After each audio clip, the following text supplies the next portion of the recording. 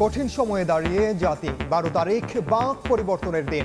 শেরপুরে জামায়াত আমির নির্বাচনী সহিংসতায় দলীয় নেতার মৃত্যুর বিচার দাবি। এটা কোনো সভ্য সমাজের পরিচয় হতে পারে না।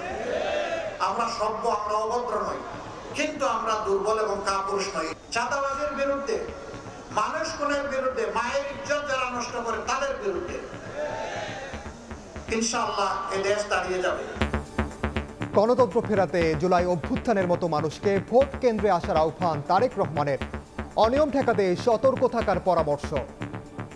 5 তারিখে দল মত নির্বিশেষে বাংলাদেশের জনগণ যেমন রাজপথে নেমে এসেছিল, ঠিক একইভাবে আগামী 12 তারিখের নির্বাচনে আপনারা যারা ভোটার, আপনাদের সকলকে ভোট কেন্দ্রে নেমে আসতে হবে, প্রস্তুতি গ্রহণ করতে হবে, যাতে আপনার ভোটে অন্য কেউ আপনার নাম দিয়ে সিল মেরে না আসতে পারে।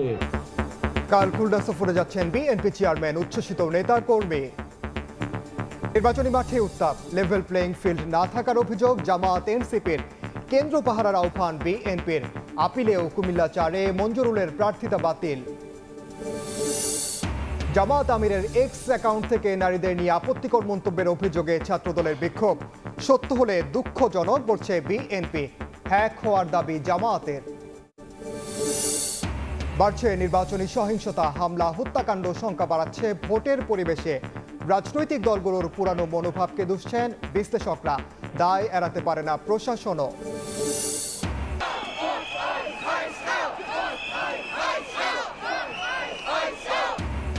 অভিবাসী বিরোধী অভিযানের বিরুদ্ধে বিক্ষোভে উত্তাল যুক্তরাষ্ট্র। হাজারো মানুষের সমাবেশ। আইসির কর্মকাণ্ড স্থগিতের আবেদন প্রত্যাখ্যান ফেডারেল বিচারকের।